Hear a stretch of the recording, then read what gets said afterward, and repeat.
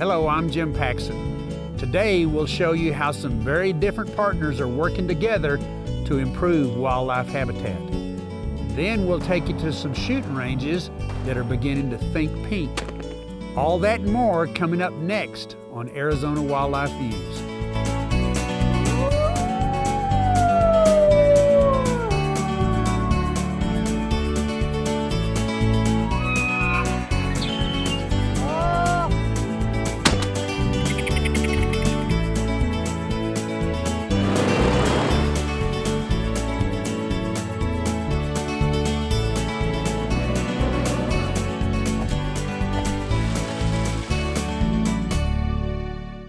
Arizona Wildlife Views is brought to you by the sale of hunting and fishing licenses and the Heritage Fund, lottery dollars working for wildlife. Some projects made possible by the Sport Fish and Wildlife Restoration Fund. Welcome to Arizona Wildlife Views. We begin our show with a behind-the-scenes look at a diverse group of organizations that come together with a common goal: conserving Arizona's wildlife.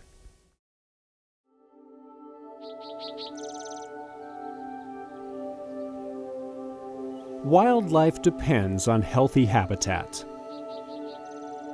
And in the state of Arizona, people forming partnerships are a key to ensuring it exists. This is our commitment, the Arizona Elk Society's commitment to the Forest Service, to come in here and do some really good work for wildlife.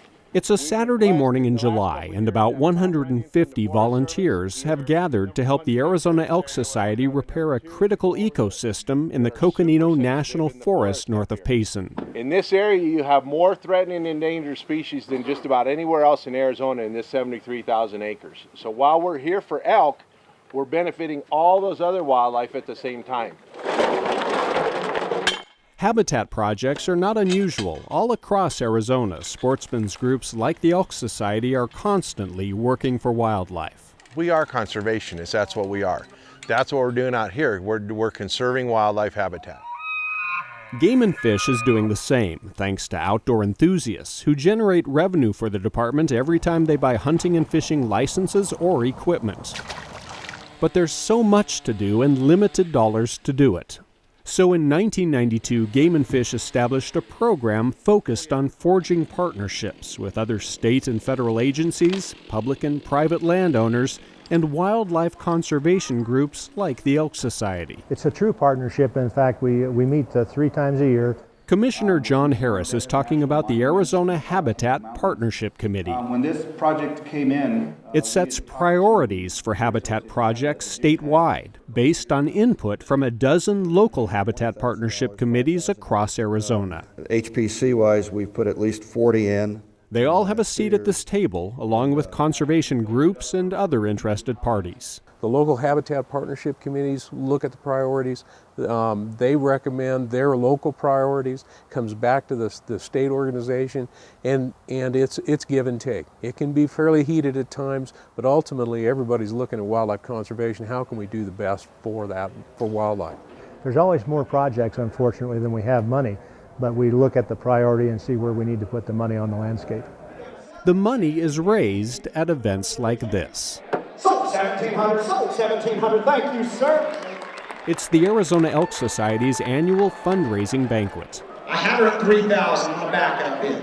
A huge event that's always packed with hundreds of outdoors men and women who are bidding on valuable items. Sold 400, sold 400, 200, again, there's my old friend. Everything from guns to furniture to animal art. But the premier prize is a special elk tag provided by the Arizona Game and Fish Commission. The special tag gives the buyer 365 days to hunt, so he can hunt in any open unit throughout the state for 365 days.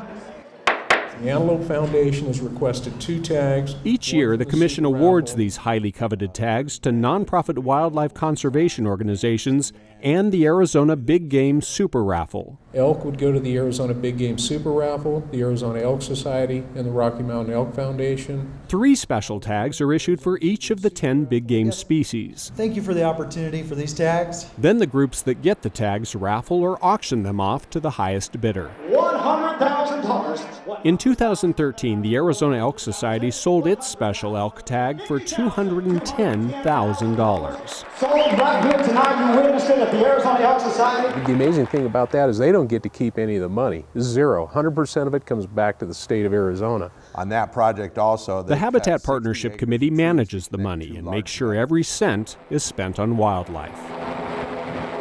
It can be used to translocate animals into areas with dwindling populations, to build watering holes or modify fences that impede the movement of wildlife.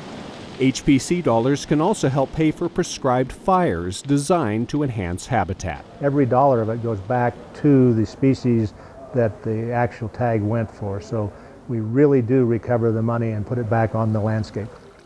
In 2013, all 30 special big game tags generated a total of nearly $2 million. It's a nice chunk of change that will get even better. You know, the amount of money that is raised, it grows tremendously. We're often able to match those dollars with federal dollars. We're able to get other organizations to pony up and throw in some additional funding to get work done. So we want to start building the bottom and come up. Habitat Partnership not only creates the opportunity with the private landowner or the public agency, but more importantly in our case, it allows us to partner with the Mule Deer Foundation.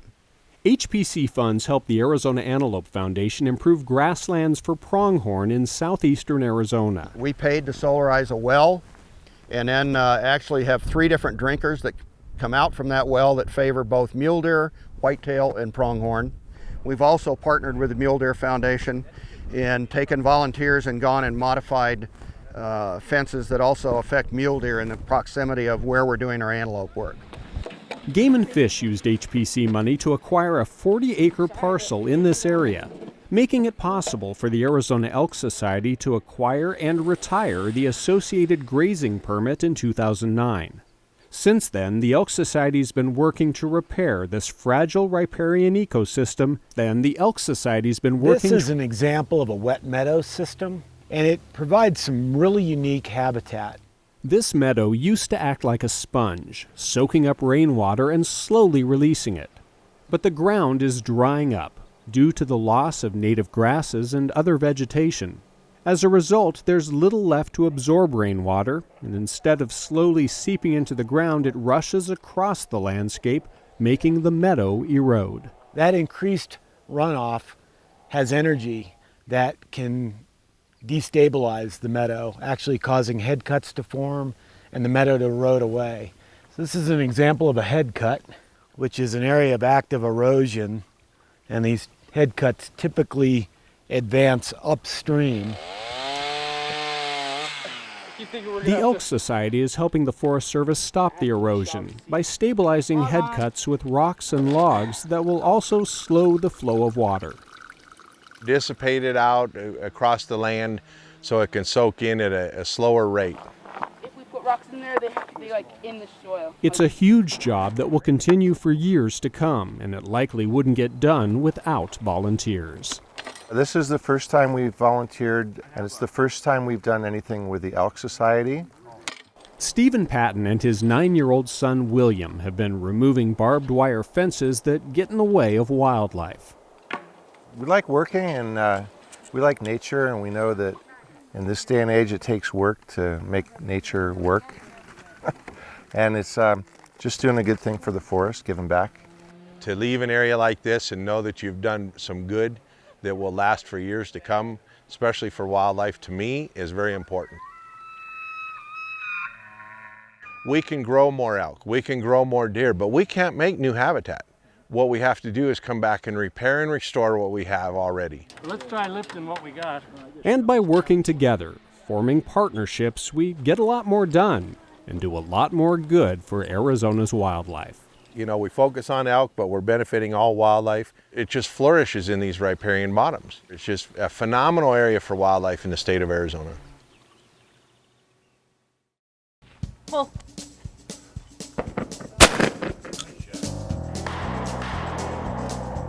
more and more women over the last decade are picking up a gun, according to a recent poll. Some say it's for protection, others say it's for recreation.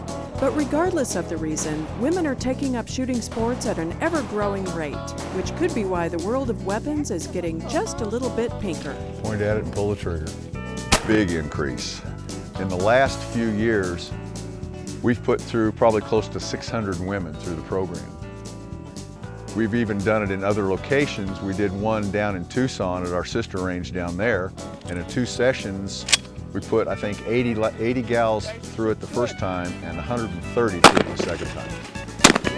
When I started in 2009, I didn't have a website and I didn't do any advertising other than just putting a form up at the library or the police department. So when I started in 2009, there wasn't the impetus. As I went into 2010 and 2011 and 2012 was starting to develop more of a demand. 2013 has exploded.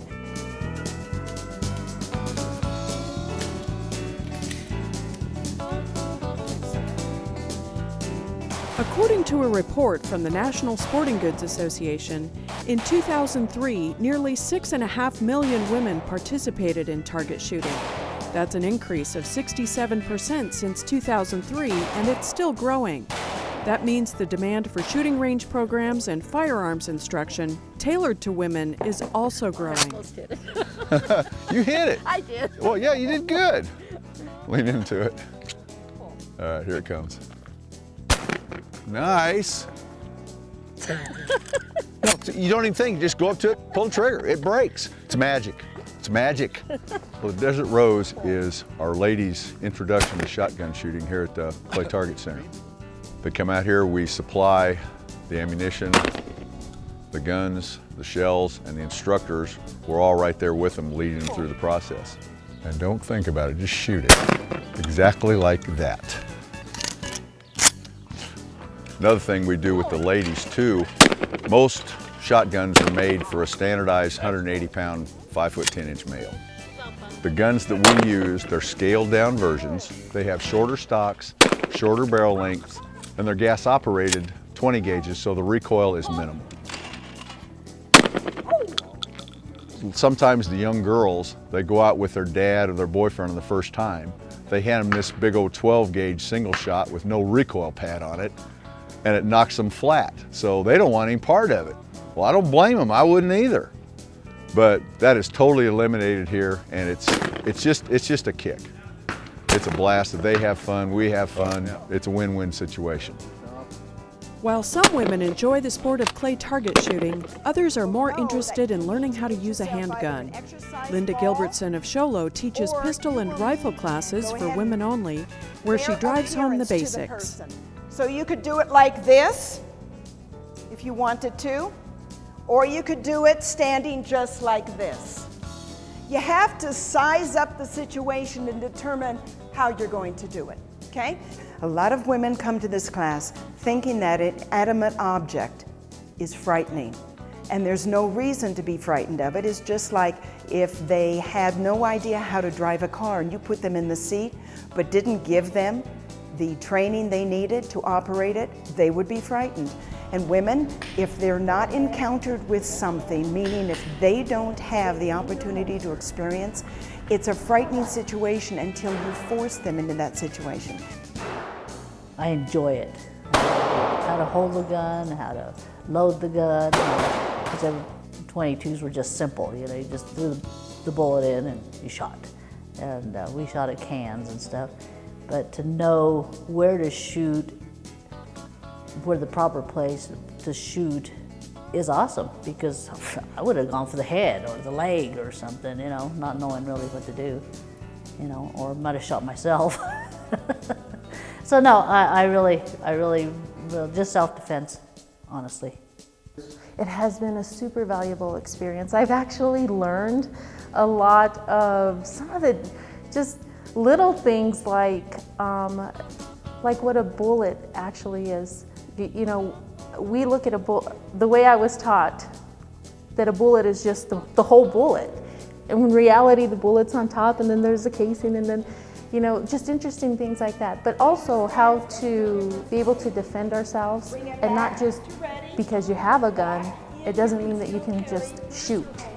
You know, you have to learn the proper techniques on how to prepare yourself to shoot, how to set yourself up, your body, your position, stuff like that. So yes, it has been very valuable.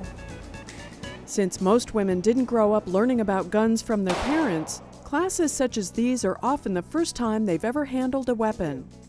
I've had women at the shooting line that have been shaking like a leaf because they are afraid of this object, not realizing that it does not do anything until you put your finger on the trigger. And luckily, those women that have had the guts and the fortitude, intestinal fortitude, to come and take the class have walked away with one word: I am so empowered. I feel so strong and I feel so capable. One of the things I developed this year was the Wild Women of the White Mountains Lady Shooting Organization. These are women that know how to shoot. And I have 5 groups. They come to the hub twice a month and they shoot as a group in one of these shooting bays. And those ladies compare guns, they compare targets, they shoot each other's guns, they go out and socialize, and they are such strong women that they are now getting ready to do some competition. Guys, as soon as we're born, we automatically know how to shoot a shotgun and how to drive a car. And most of the cases, that ain't true. But the women, they'll listen to you. You can correct them while they're shooting. They have no preconceived notions of what to do or not to do. Most of the time, if we get a group of new shooters, combination women and men, if they're on the same skill level, we'll have the ladies out shooting the guys almost every time. Just exactly like that. Whatever their motivation, there's no doubt more and more women are making themselves at home on the range. The shooting range, that is.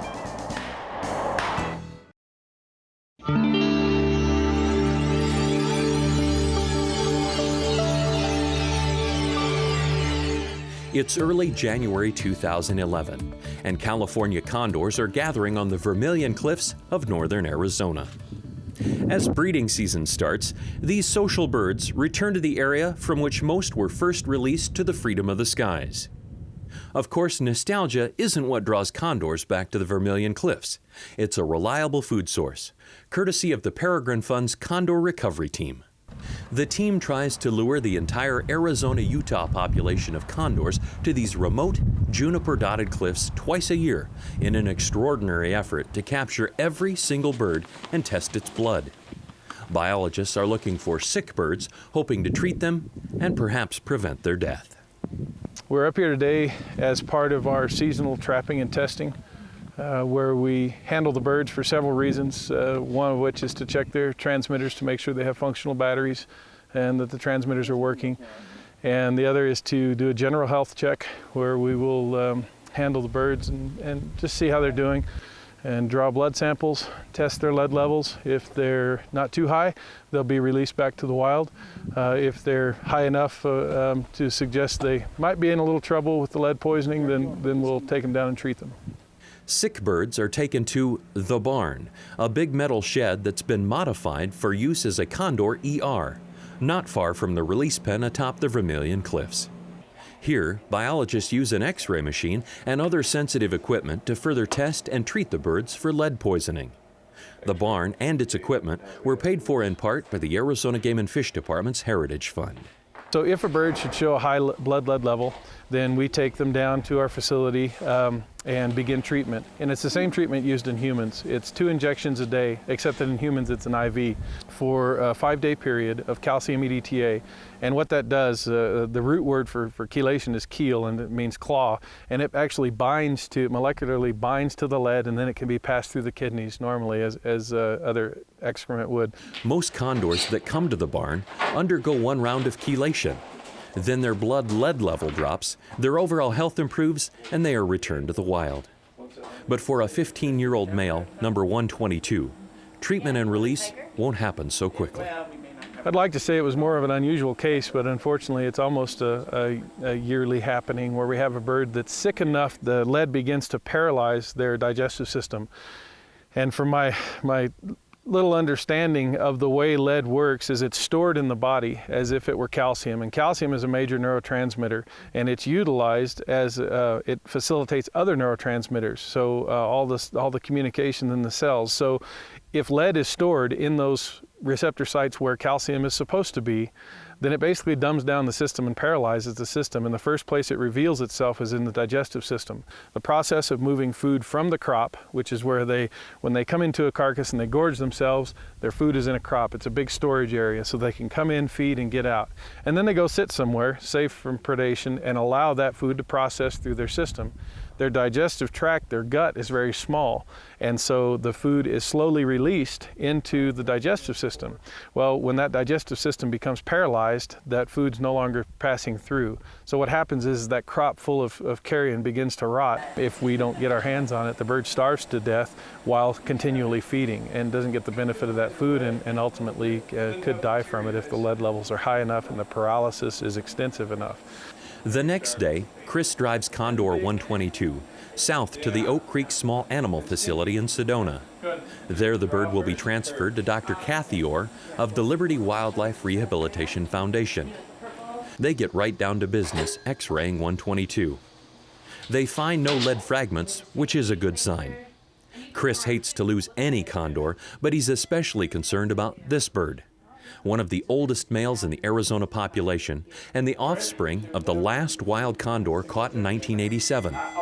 Condor 122 has produced a wild-hatched chick, only the second one in the Arizona Recovery Program. Dr. Orr will have to take 122 back to Phoenix and perform surgery to remove the rotting contents of the bird's crop. The regimen is stressful for a wild condor, and this is the second time 122 has been through it. Unfortunately, that year that we caught him late, 119, his mate had laid an egg and was incubating it down at the south rim of the Grand Canyon. He came in to feed, and we found that he had very high levels of lead and was really debilitated, so we took him down. All the while, she's sitting at the nest waiting for him to return. So he didn't return, and she had to abandon that attempt that year, and they didn't produce that year, and that was the only year that they didn't produce. She later died of lead poisoning. So he has since repaired and produced young with another female. So we're hoping that we can get him treated and get him back out there. 3 months after 122 was captured, transported, and treated, he is cleared by Dr. Orr to return to the Vermilion Cliffs. That's when it's most rewarding, you know. I mean, yeah, I wouldn't say you develop a relationship, but, you know, you go back out to the wild and you see that bird again, and then you see it again, and you see it the next year, and you treat it the next year, and you treat it the next year, and you treat it the next year, and you think, man, if people only knew how tough these guys were. So I think my admiration and respect for the species is probably much more well defined now. Yeah, it's kind of nostalgic, I guess. You see the birds come in, you're like, hey, there's 122, you know, there's the old male. Wow, we're treating him for lead again. So yeah, it's on both hands, the highs and lows of being proud that they're still out there and yet being frustrated that they're still going through the same problems, you know.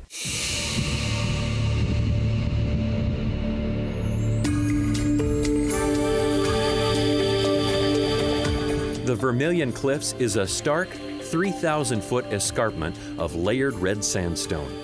The gentle beauty and harsh ruggedness of this place reveal how the extremes of nature can flourish side by side. And so it is with the California condor. An ancient bird that had disappeared from the Arizona skies fights to reclaim a foothold in this unique land, while its only hope and greatest threat both lie in the hands of man.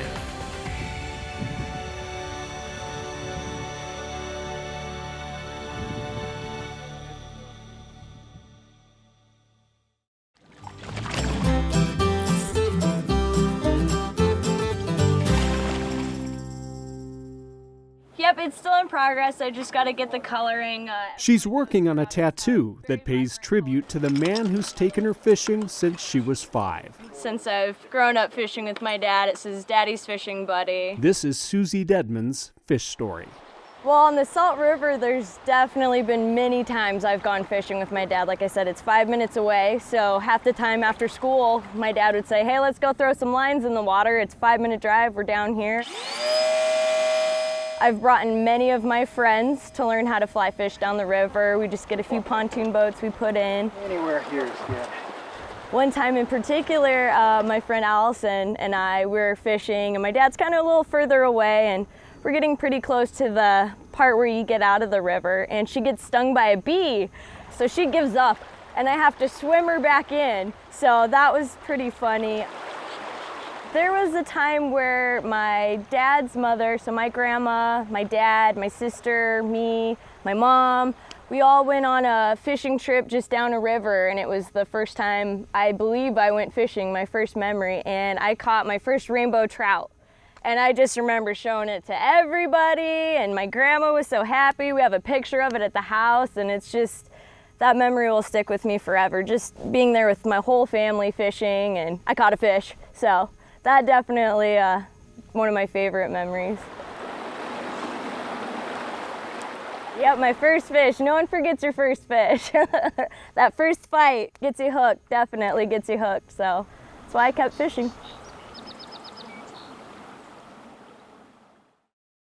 Well, that's our show. If you'd like more information, check out our website, azgfd.gov. For all the fine folks at Arizona Game and Fish, I'm Jim Paxon, and we'll see you next time.